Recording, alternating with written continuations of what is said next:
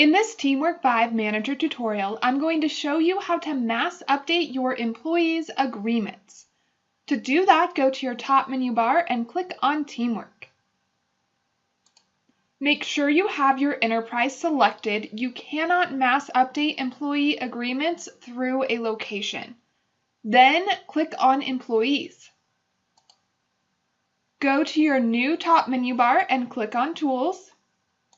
From the drop-down menu, select Manage Agreements. You should now see a list of your employees for your enterprise, as well as a mass update option to the right. If you want to add agreements to specific employees, select those employees. Then select the effective date for the agreement. Choose the policy. We will say base policy. Then choose the agreement type. We will say catering services.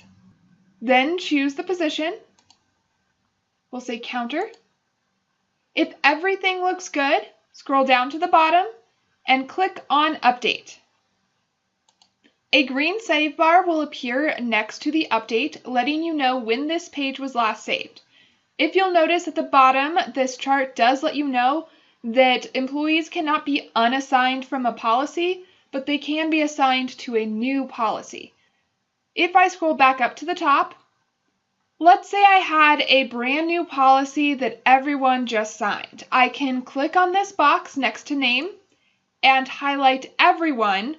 Then I could go through those same steps and select that policy and update everyone at once. To unselect them, all I have to do is check this box again, and now those employees are no longer selected. That's how you can mass update your agreements. Check out the next video to learn how to put together employee rotations.